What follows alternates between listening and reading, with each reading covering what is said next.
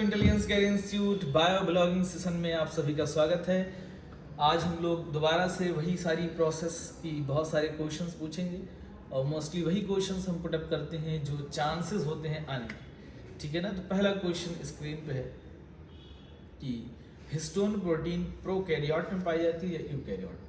Histone protein ये पाए जाते हैं यूकैरियोट्स के अंदर, जो डीएनए के रेप्लिकेशन के लिए काफ़ी ज़रूरी होते हैं। हिस्टोन प्रोटीन जो जनरली बेसिक नेचर का होता है और डीएनए होता है एसिडिक नेचर का। तो हम इसको जब डीएनए रेप्लिकेशन होता है, अमाउंट ऑफ डीएनए डबल हो जाता है, तो हमें इसको पैकेजिंग करना होता है, क्योंकि इतनी बड़ी लेंथ होता है डीएनए का, लगभग 2.2 सेंटीमीटर समथिंग होता है, मीटर तो नॉट हाँ, सेंटीमीटर मीटर में होता है। तो अब इतने माइक्रो लेवल के सेल में हमें इसको पैक करना होता है। तो हम हिस्टोन प्रोटीन को लाते हैं, ये बेसिक नेचर का होता है, इसमें लाइसिन और आर्जिनिन रिच होते हैं और ये बेसिक होता है और डीएनए एसिडिक होता है। तो इसके अंदर ज़्यादा से ज़्यादा अट्रैक्शन होता है और इसको आसानी से बाइंड कर देता है। इसमें 8 मॉलिक्यूल्स होता है हिस्टोन ऑप्टा में, जिसमें 200 बेस पेयर होते हैं, न्यूक्लियोसोम बनता है। हाँ, न्यूक्लियोसोम बनता है और इसमें H1 जो होता है वो बाइंडिंग प्रोटीन का काम करता है, उसको क्रशिंग के लिए। Histone not in histone octamer, not in only histone octamer H1, हाँ, it is only linker DNA से हम बोलते हैं। ये आउटसाइड होता है, बाकी दो मॉलिक्यूल्स उसके अंदर मौजूद होते हैं। ठीक है। अगला क्वेश्चन ये है कि प्रोकैरियोट में हिस्टोन अगर नहीं है तो वहां पे क्या पाया जाता है? प्रोकैरियोट्स में हिस्टोन अगर नहीं है, हाँ। तो प्रोकैरियोट में हिस्टोन के ना रहने पर पॉलीअमीन्स अच्छा, सॉरी, क्या होती है? पॉलीअमीन्स। कोई दिक्कत नहीं, हाँ। ये बहुत सारे बच्चों को नहीं पता होगा और हाँ। ये क्वेश्चन आने वाला भी नहीं है हालांकि। हाँ, ये आउट ऑफ ठीक है, हाँ, कोई दिक्कत नहीं। ये बताइए सबसे स्मॉलेस्ट ऑर्गेनल, सबसे स्मॉलेस्ट ऑर्गेनल स्मॉलेस्ट ऑर्गेनल तो होगा राइबोसोम है ना। Organelle with in organelle, organelle with in organelle, ये तो मतलब आते हैं, ये माइटोकॉन्ड्रिया आता है। अगेन राइबोसोम ऑर्गेनल की ऑर्गेनल के अंदर, इसका मतलब रीजन ये होता है ना, इस सेल के अंदर तो क्लोरोप्लास्ट है के अंदर, और ये पाया जाता है उसके अंदर भी, माइटोकॉन्ड्रिया के अंदर भी पाया जाता है, क्योंकि माइटोकॉन्ड्रिया ऑर्गेनल है और ये एग्जाम का क्वेश्चन है। वही तो, organelle with in organelle, most abundant organelle, सबसे ज्यादा पाया जाने वाला, सबसे ज्यादा तो यही होता है। ठीक है ना। पता होगा आप लोगों को कि न्यूक्लियस के अंदर अगर देखा जाए न्यूक्लियोसोम और आउटर न्यूक्लियर मेम्ब्रेन में पाया जाता है, रफ एंडोप्लाज्मिक रेटिकुलम पे होता है, क्लोरोप्लास्ट के अंदर होता है, माइटोकॉन्ड्रिया के अंदर होता है, साइटोप्लाज्म के अंदर होता है ना। अच्छा ये बताइए जो है पॉलीसेकेराइड के एग्जाम्पल। पॉलीसेकेराइड में ये आ जाता है, सेलुलोज हो गया और सेलुलोज, उसके बाद आगे ग्लाइकोजन हो गया। ये पॉली मतलब इसमें मोर देन 10 से ज़्यादा यूनिट अगर जो मोनोमर्स के जुड़ते जाते हैं तो और बन जाते हैं। और इसमें आ जाता है आपका स्टार्च हो गया, स्टार्च हो गया। तीन याद रखिएगा। स्टार्च में CGS। सर मैं थोड़ा ऐड करना चाहूँगा स्टार्च के बारे में। स्टार्च का मतलब इसमें 2 पार्ट होता है, एक एमाइलोपेक्टिन, एक एमाइलोज और दूसरा एमाइलोज। यहाँ पर एमाइलोज होता है, एमाइलोज एंड एमाइलोपेक्टिन। एमाइलोपेक्टिन। तो एमाइलोज होता है जो यानी शॉर्ट होता है ना। अब देखिए छोटा नाम, ठीक है ना, तो कम पाया जाएगा, कम पाया जाएगा, 15 से 20। हाँ, और एमाइलोपेक्टिन बड़ा नाम तो ज्यादा होगा। और सर इस एमाइलोज की और मतलब इस सोलिबिलिटी के बेस पर इसको, क्योंकि हाँ। ये छोटा होता है इसलिए सोल्यूबल हो गया। अच्छा, इसके अंदर सर लिंकिंग जो होता है, जो लिंकिंग होता है 1-4 होता है, जो लीनियर होता है। जो ब्रांच होते हैं वो 1-4 लिंकिंग होता है, लेकिन जैसे ब्रांच में अगर आप लेटरल एक ब्रांच ला रहे हैं तो वहाँ पर 1-6 लिंकिंग हो जाता है, जो एमाइलोपेक्टिन होता है। तो 2 जगह ऐसी बताइए आप जहाँ पर 1,6 पे ब्रांचिंग है। यहाँ पर जितने भी जो एमाइलोपेक्टिन में जितने भी ब्रांचिंग जुड़ते हैं वो 1/6 से जुड़ते हैं। फिर और कोई स्ट्रक्चर बताइए जैसे 1,6 पे ब्रांचिंग और 6 पर कोई हिंट दे सकते हैं? साथी इसी हाँ? ग्लाइकोजन, ठीक है ना। हाईली ब्रांच स्ट्रक्चर तो होते हैं एमाइलोपेक्टिन, दूसरा ग्लाइकोजन। एनिमल स्टार्च किसे कहा जाता है?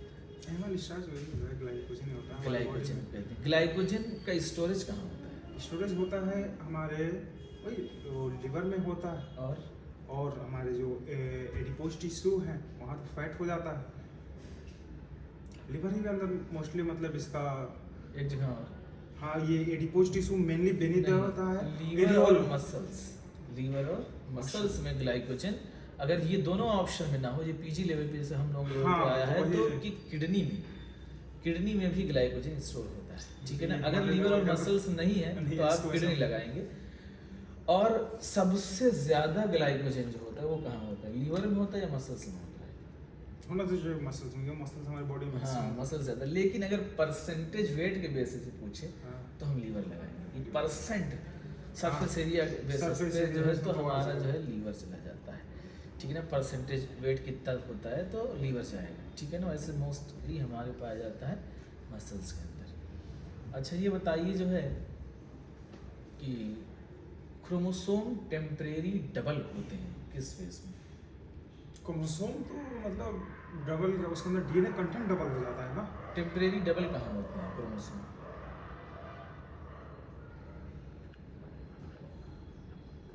डीएनए किस हम phase? जानते हैं इस फेज में होता है। क्रोमोसोम क्रोमोसोम का डबल वही लास्ट टेलोफेज में होता है। Anaphase. Splitting of centromere takes place when chromatid separate, one chromatid one chromosome, one chromatid one chromosome, ठीक है ना। तो टेम्परेरी डबलिंग जो होती है वो anaphase of mitosis and meiosis second के एनाफेज सेकंड में होती है, याद रखिएगा, ठीक है ना। ये बताइए क्रॉसिंग ओवर किस में होती है? पैकाइटिन, है ना। लता जरा पानी दे दे बिना सनम की किस्मत टेढ़ी, ये याद रखिएगा आप लोग। निमोनिक्स मैंने कई वीडियोस में यही जिक्र किया है, क्योंकि क्वेश्चन जो इस बार आने वाला है वो अगेन मियोसिस फर्स्ट से आएगा और प्रोफेस फर्स्ट से आएगा, ले जाओ तुम। और इसमें सर जो जाइगोटीन होता है सर, इसमें तो कैस्मेटा में एक से मिलता है ना देखने को, जाइगोटीन में मिलता है। जाइगोटीन में हम लोगों को मार्फोलॉजी अगर अच्छी देखनी है तो हम लोगों को पैकाइटिन में जाना पड़ेगा। पैकेटिन, लेकिन उसकी मार्फोलॉजी देखे जाती है पैकेटिन में अच्छे तरीके से, अच्छी तरीके से हमें विजिबल होता है, ठीक है। और ये बताइए बायनोमियल नोमेनक्लेचर किसने दिया था? लिनियस साहब ने। ये बताइए क्विक रेफरल सिस्टम कौन है, किससे हम लोग? Botanical garden. हर्बेरियम होता है क्विक रेफरल सिस्टम। वो बोटेनिकल गार्डन में आता है हर्बेरियम ना? नहीं, हर्बेरियम वो तो डायरी सीट होता है क्या, ठीक है ना, हर्बेरियम होता है, सारा ठीक है। गलती हो गई। कोई नहीं, चीज़ें जो देख रहे हैं बच्चे वो भी काफ़ी जो है क्वेश्चंस सीखने को मिलेंगे। और ये बताइए गोल्डन एल्गा किसे कहा जाता है? गोल्डन एंड डेस्मिच होता है। डेस्मिट्स होता है। अच्छा जो ये डायटोमेशियस अर्थ बनाते हैं, ये हाँ। मिलियन ऑफ ईयर से एक्यूमुलेट हो रहे हैं या billion of years? Billions of billion, ये याद रखिए। फिल्ट्रेशन में आता है सर, फिल्ट्रेशन में ऑयल सिरप फिल्ट्रेशन वगैरह पॉलिशिंग में इसका यूज हम करते गुड, हैं। क्योंकि ये पत्थर बहुत महंगे होते हैं, Seriously, थर्मली मोर स्टेबल होते हैं, है ना। इस वजह से इसको हम लोग ऑयल फिल्ट्रेशंस और इंडस्ट्रीज हो गई, इसमें हम लोग यूज़ करते हैं इसको, ठीक है। ये बताइए जो है ड्यूटेरोमाइसिटिस का दूसरा नाम क्या होता है? PAB डिट्रोमाइसिन, इसको हम सर फाल्स बोलते हैं ना, या आई से है ना,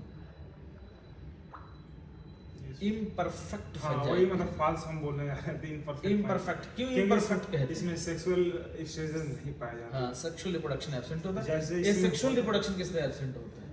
ये सेक्सुअल रिप्रोडक्शन ये एस्कोमाइसिटीज में तो भी होता है, बेसिडियोमाइसिटीज के अंदर नहीं होता है।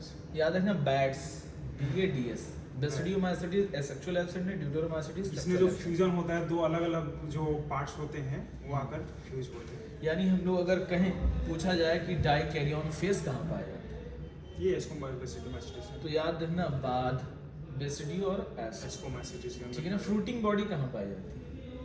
फ्रूटिंग बॉडीज इसी के अंदर, फंजाई में। हाँ, फंजाई में फ्रूटिंग बॉडीज पाई जाती है। एस्कोमाइसिटीज के अंदर और? सब रहती है। याद रखना फैबुलस, फैब हम लोग बोलते हैं ना, फैब, F से फ्रूटिंग बॉडी, A से एस को, B से बेसिडियो, वेरी गुड, ठीक है ना। ये तो हमें भी याद हो गया। जो है एस्कोमाइसिटीज में फ्रूटिंग बॉडीज। ये बताइए जो है मैनिटॉल और लेमनेरिन के फार्म में फूड स्टोर किसका होता है? फियोफाइट्स। फियोफाइसी। लार्जेस्ट एल्गा कौन है? इसमें पियर्ड शेप भी होता है ना। लार्जेस्ट स्केल्प आ जाते हैं सर, मेसी प्लांट बॉडी बनाने के साथ काम में। कितने मीटर हाइट होती है? 100 मीटर। और किस प्लांट की 100 मीटर होती है? और ये रेड वो सिक्वाया जो जिम्नोस्पर्म के रेडोफाइट्स,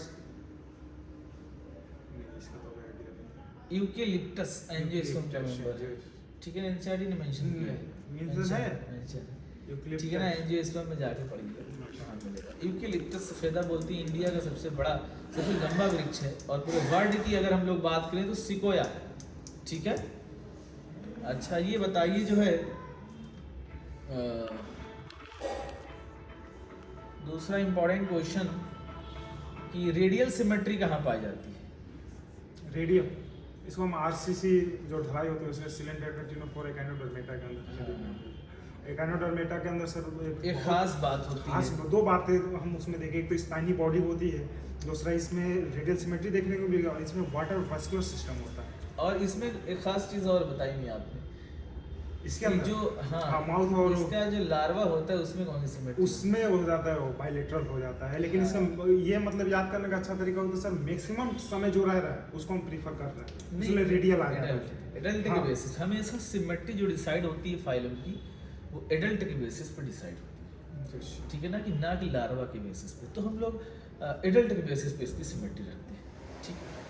फेदर लाइक गिल्स कहाँ पाया जाता इधर लाइक वो रेडुला के अंदर हमें देखने को मिलता है, है? जो चेंबर होता है ना sir mantle cavity Mollusca Mollusca के अंदर हमें देखने को मिलता है। File like respiring organ for feeding card. File aggress में वही तो रेडुला होता है ना, रेडुला उसी के कहते अंदर हैं। देखने को हमें मिलता अच्छा है। एलिफेंटियासिस कौन कराता है? एलिफेंटियासिस के लिए रिस्पांसिबल होते हैं और दो एलिफेंटियासिस के दो एरिया हो जाता है ना, उस एरिया में दो डब्ल्यू बैंकर डब्ल्यू मलाई होते हैं। हाँ, ये responsible नाम देखो मलाई करके, लेकिन बीमारी बहुत खतरनाक देते हैं, जिसको हम लोग कहते हैं जो है एलिफेंटियासिस एलिफेंटियासिस या हाथी पांव, हाँ, ठीक है ना, हो इसमें जाता जो है। Lymphatic vessel genital organ also defected, lower lymphatic vessels क्या होती हैं, अफेक्ट होती हैं, जिससे लिम्फ का फ्लो नहीं हो पाता है ना, और धीरे धीरे ये जेनाइटल ऑर्गन को भी अफेक्ट करती हैं, और ये असेंडिंग ऑर्डर में बढ़ती हैं, यानी नीचे से ऊपर की तरफ अफेक्ट होती हैं। पहले पाम होगा, फिर उसके बाद पूरा फुट होगा, देन लोअर नी जॉइंट होगा, देन अपर, है ना, इस तरह से फैलाव होता है। मच्छर से बचना चाहिए, बेहतर इलाज है कि आप मच्छर से बचने के लिए नेट का यूज़ करें, ठीक है ना। फिर इसमें सब और जो भी पूछना है बहुत अच्छे से और एक्स्ट्रा ऐड करके मैं डिटेल में मतलब बता सकता हूँ। हाँ बिल्कुल बताइए। हाँ, कुछ इसमें से मतलब और यहाँ पर आते हैं रिंग वर्म आते हैं जो फंगस के लिए रिस्पॉन्सिबल होता है। रिंग वर्म कौन कौन कराते हैं? रिंग वर्म्स आते हैं तीन स्पीशीज एपिडर्मेटोफाइटा, टर्म याद रखें, TERM, ट्राइकोफाइटन, एपिडर्मोफाइटन और रिंग वर्म, एम से माइक्रोस्पोरा। माइक्रोस्पोरा, ये तीनों रिस्पॉन्सिबल रिंग वर्म जिसमें स्केली लेसन हो जाता है, और इसमें बहुत सारे। अच्छा फंजाई को सबसे बेहतर प्लेस कौन सा पसंद है ग्रो करने के लिए? इसमें मॉइस्टी तो है सर, मॉइस्ट एरियाज हाँ, चाहिए। मॉइस्ट एरिया के लिए यानी अब सबको पता है खुजली कहाँ कहाँ की, ये बताने की जरूरत नहीं है हमको, कहाँ कहाँ खजुआए हो, अब तुम लोग उस हिसाब से देख लो लेसन कहाँ कहाँ होता है।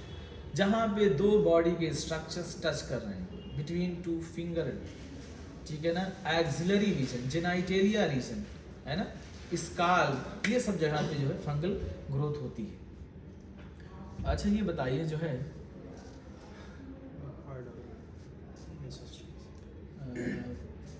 पॉइक्लोथर्मस कौन कौन होते हैं? पॉइक्लोथर्म सारे आ जाते हैं सर, बर्ड से स्टार्ट होता है, थर्मो बर्ड्स से स्टार्ट होता है, बर्ड्स के अंदर जो बोन्स होते हैं उसमें न्यूमेरिक कैविटी भी पाई जाती है।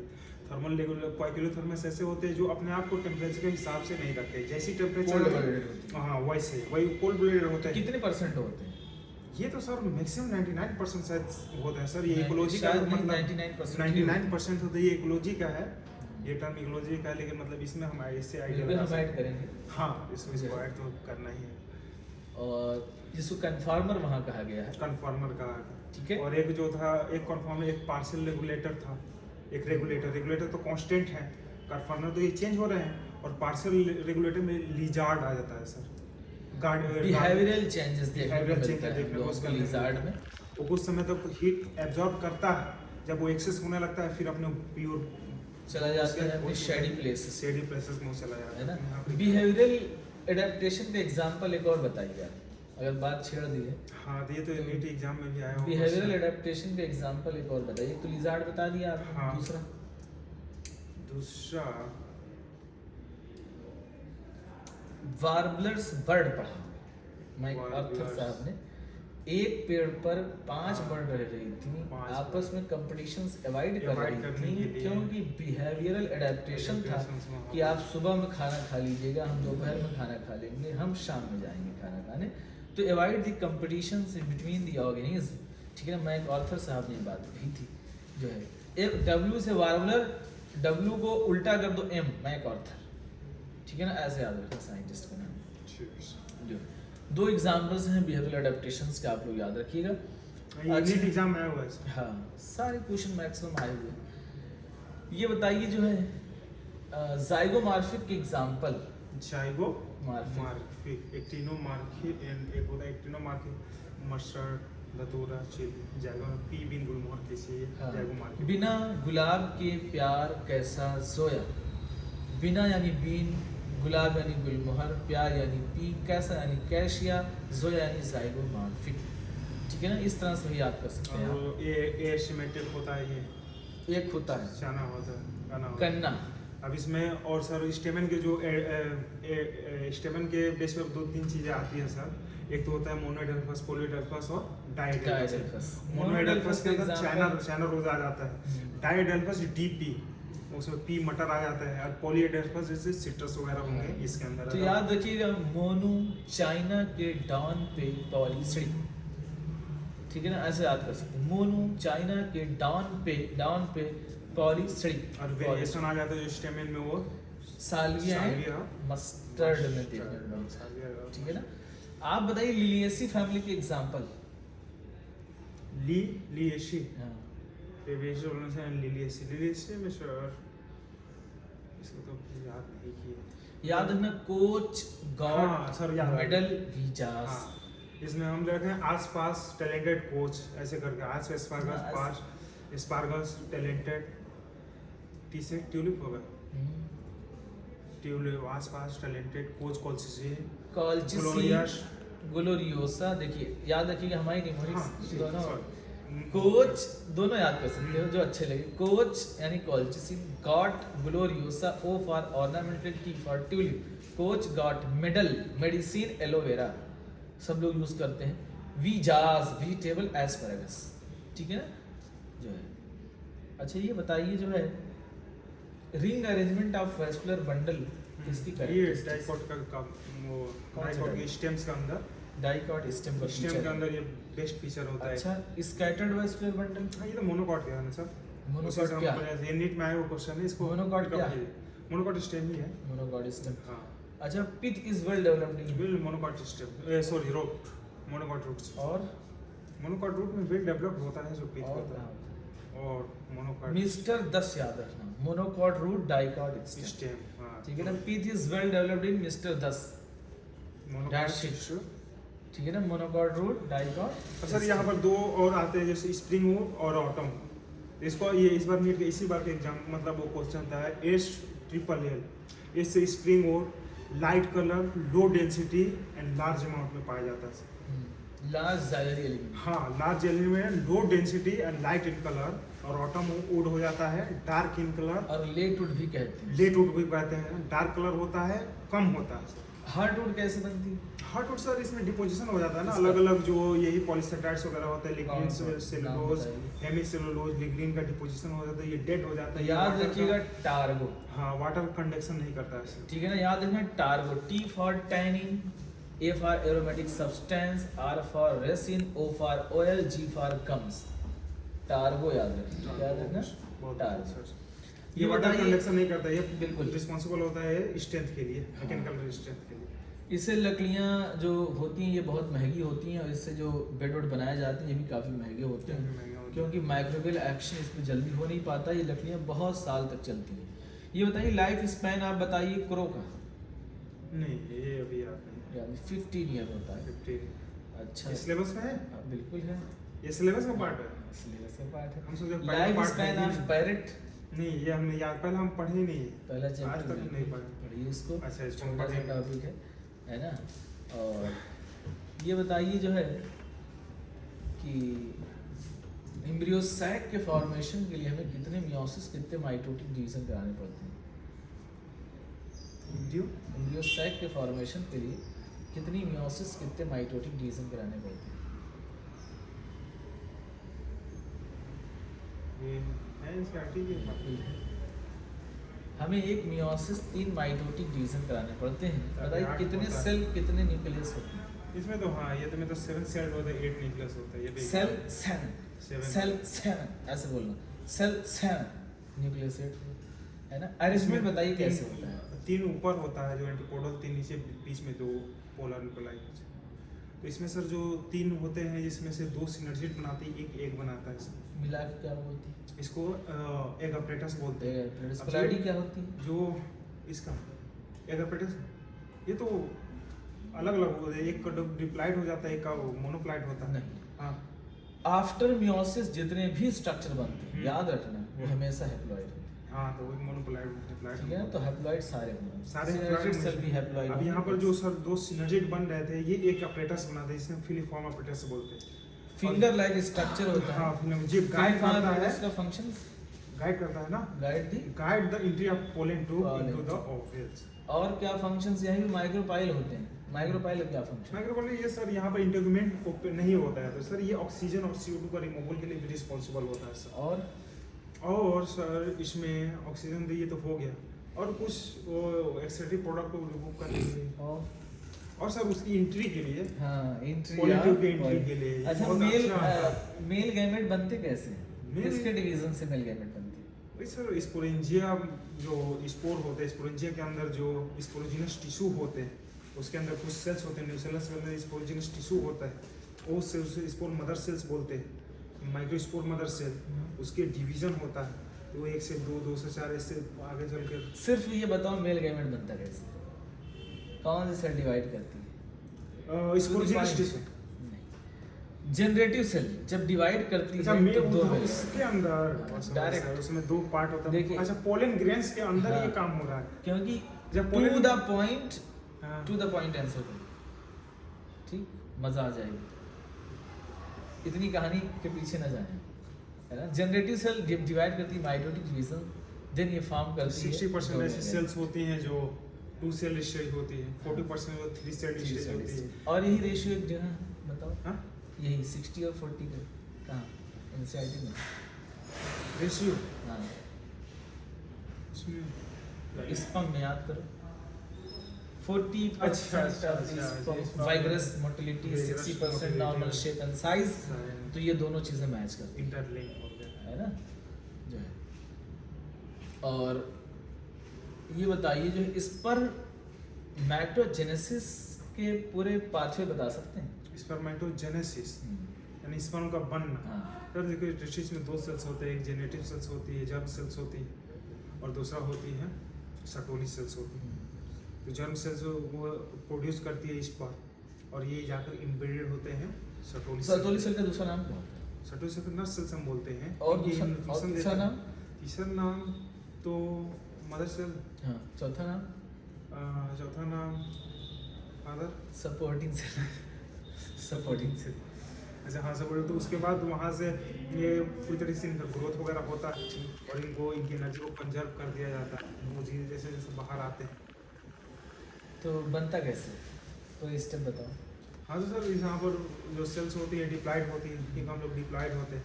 इमेच्योर मेल जर्म हाँ। सेल्स बनाती हैं स्पर्मेटोगोनिया। गोनिया। स्पर्मेटोगोनिया से बनता है प्राइमरी स्पर्मेटोसाइट। फिर प्राइमरी secondary स्पर्मेटोसाइट से बनता है सेकेंडरी स्पर्मेटोसाइट। सेकेंडरी स्पर्मेटोसाइट से बनता है स्पर्मेटिड।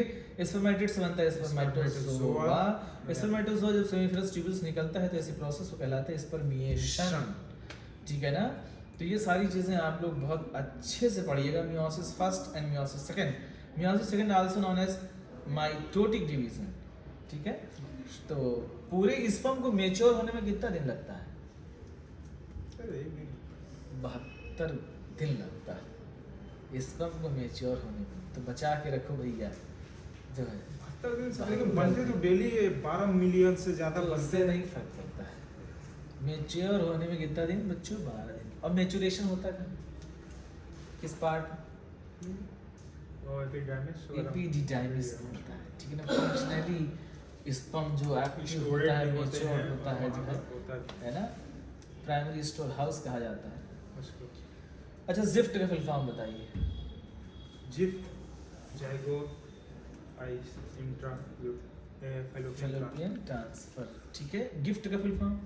ये तो गेमिट हो जाता है। जाइगोट में ये होता है हम फर्टिलाइजेशन ही करा कर डाले कि इसमें 8 स्टेज तक तो हम फैलोपियन ट्यूब में डालते हैं। अप टू 8 स्टेज हम इसको ले जाकर यूट्रस में डाल देते हैं।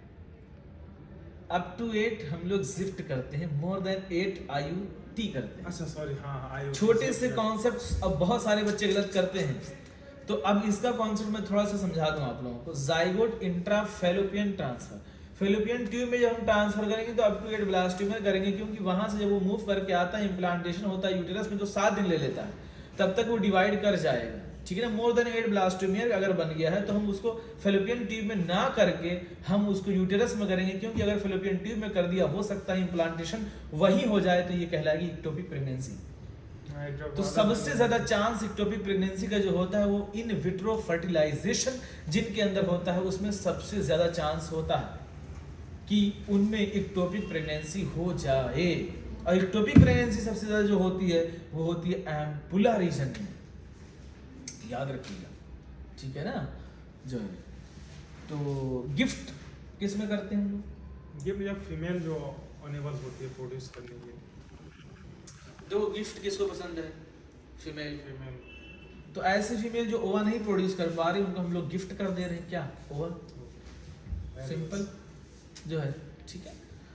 तो बहुत सारे क्वेश्चंस हैं अभी बाकी हैं, लेकिन आज हम लोग इतना ही रखते हैं, ठीक है ना। ये सेशन काफ़ी अच्छा रहा, ऐसे ही हम लोग अब अगला एपिसोड शूट करेंगे, ठीक है ना। आप लोग भी कुछ गलतियां होती हैं, कुछ चीज़ें समझ आती हैं, कुछ कॉन्सेप्ट्स बिल्ड अप होते हैं। मैं ये मानता हूँ कि आप लोग पढ़ाई कर चुके होंगे पूरी बायोलॉजी की, अब हम लोग ऐसे ही पूरा सेशन कंटिन्यू रखेंगे। आफ्टर 1 मंथ हम पूरी की पूरी NCERT कई सारे बच्चों के साथ ऐसे ही एग्जाम तक रिवाइज करते रहेंगे। और जितने भी क्वेश्चंस मैं पूछ रहा हूँ यहाँ पे, मैं सच बता रहा हूँ, सारे लिख डालना, हिट क्वेश्चंस हैं ये सब, क्योंकि वही सब दिल से निकल रहा है। समय भी नहीं निकल लग रहा है, मात्र 20 मिनट आपको देना है और 20 मिनट में आप बहुत सारे क्वेश्चन सीख सकते हैं। हमारे देखिए सारे कंप्लीट होने के बावजूद भी हम इतना क्वेश्चन में फंसे, अच्छे नंबर 300 से ऊपर नंबर भी आ रहे हैं बायोलॉजी में, फिर भी हम फंस गए।